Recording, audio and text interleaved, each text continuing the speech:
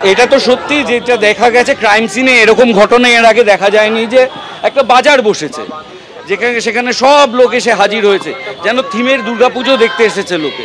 দিনে দুবার ব্যবহার করো স্টপেজ ক্রিম আর নিজেকে রাখো evergreen. Keya Seth aroma therapy stoppage cream, আর খুঁজে পাও নতুন আমিকে। অবশ্যই আশাবাদী। দেখো, দিনের শেষে এটা আমার দেশের সর্বোচ্চ কোর্ট, তার প্রতি আশাবাদী না হওয়া মানে তো আমাকে এরপর নিজের হাতে আইন তুলে নিতে হবে। সেটা তো কোনো স্বাধীন সভ্য দেশে কাম্য হতে পারে না।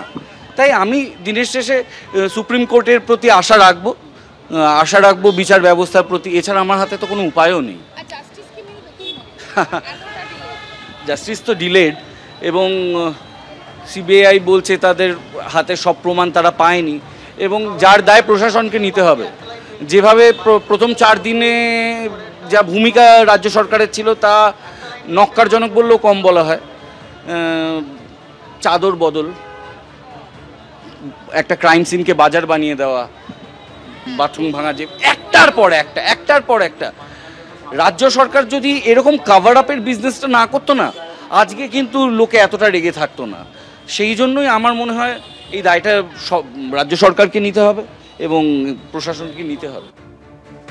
বয়ান বদল, চাদর বদল, একাধিক অভিযোগ সামনে এসেছে। আরজিকর কাণ্ডে একাধিক প্রশ্ন উঠেছে।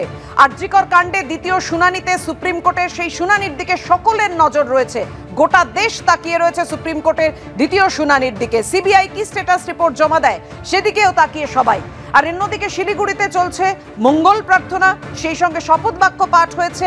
মোমবাতির আলোয় নতুন ভোরের আশায় তারা প্রতীক্ষার প্রহর কাটাচ্ছেন আরজিকর কাণ্ডে সুবিচার চেয়ে। অন্যদিকে আরজিকর মেডিকেলে নতুন করে গ্রাফিতি আঁকা হচ্ছে। আর কদিন পরেই পুজো, কিন্তু সেখানে মা দুর্গাকে তারা চাইছেন শক্তিরূপেণ সংস্থিতা হিসেবে।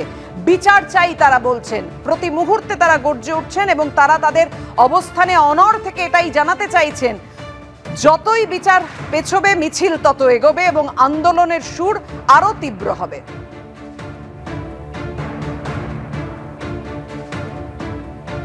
মিলবে তো বটেই, সে আশা আমাদের আছে, সে ভরসাও আমরা করতে চাই। ভরসা করতে চাই বলেই পথে, যদি ভরসা না করতাম তাহলে পথে নামতাম না, অন্য কোনো পন্থা অবলম্বন করতাম, কিন্তু সেটা আমরা করতে চাই না। সেই জন্যই লক্ষ লক্ষ লোক আজ পথে। জবাব চাই, তার কারণ ভোট দিয়েছি এই সরকারকে।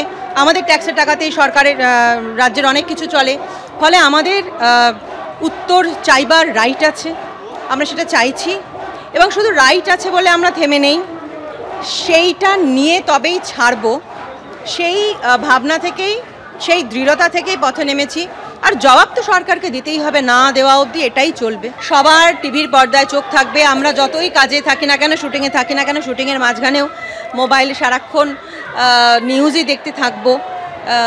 দেখা যাক, খুবই আশা আছে কি হয়। ঘড়ির কাঁটা বলছে 4:45, রাত কেটে ভোরের পথে। আর সেই ভোরও দখল করেছেন মানুষ, জনগণ। সেই জনগর্জনই এই মুহূর্তে প্রতিবাদ চাইছে। শিলিগুড়ির ছবি সরাসরি আপনাদের সামনে রেখেছি, আরজিকর মেডিকেলের ছবিও আপনারা সরাসরি দেখছেন। নতুন করে আঁকা হচ্ছে প্রতিবাদের ভাষা, সে শিলিগুড়ি হোক কিংবা আরজিকর।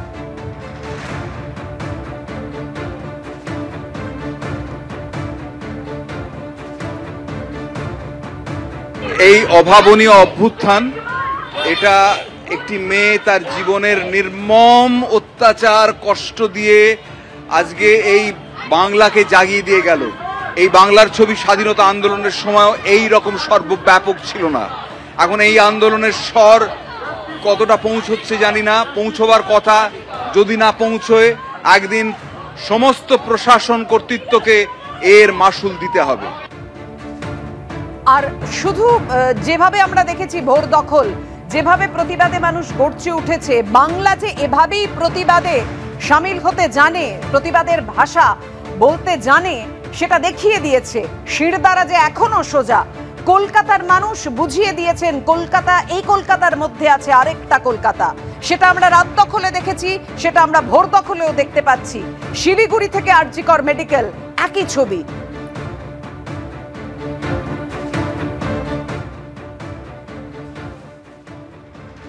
রাত পরে সুপ্রিম কোর্টে শুনানি, মানুষ গর্জে উঠছে, বলছে বিচার চাই।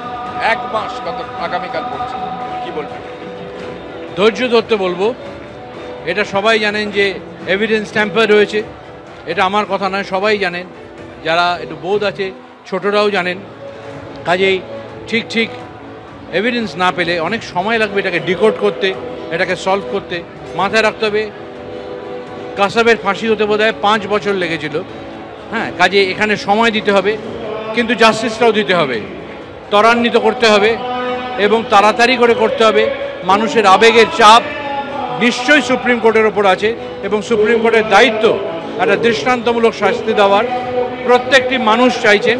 এবং আমি একটা কথা বলতে পারি, এমন কোনো রাজনৈতিক দল বা এমন কোনো ব্যক্তি নেই যারা জাস্টিস চান না, কিন্তু যারা এই অন্যায়ের সাথে জড়িত, যারা এই অন্যায়কে প্রশ্রয় দিয়েছেন, এভিডেন্স ট্যাম্পার্ড করেছেন, তাদের শাস্তি কিন্তু ধর্ষকের সমতুল্য। এটা কিন্তু সুপ্রিম কোর্ট নিশ্চয়ই সেই দিকেই যাবে, নইলে এই মানুষ, তার এই আবেগ, তার এই যন্ত্রণা, এটা কিন্তু কমবে না। কলকাতা এই মৃত্যু একটা নতুন করে প্রতিবাদ করতে শিখিয়েছে, রাত জাগা শিখিয়েছে, রাস্তা দখল শিখিয়েছে, রাত দখল শিখিয়েছে, এইভাবে প্রতিবাদের বিভিন্ন আঙ্গিক শিখিয়েছে। এটা কি একটা গাছে জঙ্গলে গাছ ডাল পাতা শুকোতে শুকোতে অসম্ভব যখন শুকিয়ে যায় তখন ছপ করে আগুন লেগে যায়, এত শুকিয়ে যায় তখন আগুন লেগে যায়, সে আগুনটা লাগাতে হয় না, একটা ছোট্ট ফুলকি দিয়ে দাবানল হয়ে যায় তখন। ঠিক তেমনি বহু দিনের জমা অভিযোগ, বহু দিনের নানান অসুবিধে কষ্ট, নইলে এরকম উত্তরবঙ্গ থেকে ক্যানিং পর্যন্ত ফেটে পড়তে পারে না। এটা কোনো নাটক নয়, এটা কোনো বানানো আবেগ নয়, এটা ম্যাটাডোরে করে ডিম ভাত খাওয়ানো ক্রাউড নয়। এটা দেখলেই বুঝতে পারা যায় কারা কারা এসছেন, কোন বয়সের মানুষ এসছেন। এটা একদম, এবং জাতীয় পতাকা নিয়ে তারা দাঁড়িয়ে রয়েছে। ভারতবর্ষের কোনো রাজ্যে স্বাধীনতা দিবসেও এত জাতীয় পতাকা ওড়ে না। এখানে আমার গর্ব লাগে, আমি এই রাজ্যে থাকি এবং এই শহরে থাকি যেখানে মানুষ মধ্যরাত্রিরে বুক চিতিয়ে গলা চিৎকার করে তাদের অভাগের কথা, তাদের অভিযোগের কথা বলতে পারে। এটা গর্বের যে আমরা এখানে থাকি, যে আমাদের যা চাহিদা, আমাদের যে অপমান, আমাদের যে অভিযোগ, আমরা মন খুলে বলার সুযোগ পাই এবং সাহস পাই, অন্য কোনো রাজ্যে পাবে না। কাজেই আমার মনে হয় এই এত জাতীয় পতাকা এটাই প্রমাণ করে যে কোনো রাজনৈতিক দল, মানে দলের আমরা নই, রাজনৈতিক দল যারা পার্টি করেন তাদের, কিন্তু সাধারণ জনগণের জন্য একটাই পতাকা, সেটা ভারতের পতাকা। আমরা দেশের নাগরিক এবং সেই জন্যে উই ডিমান্ড জাস্টিস। আমাদের ভারতবাসী তার স্বাধীনতার জন্যে, তার ন্যায় বিচারের জন্যে এইভাবে নেমেছে রাত্রিরে।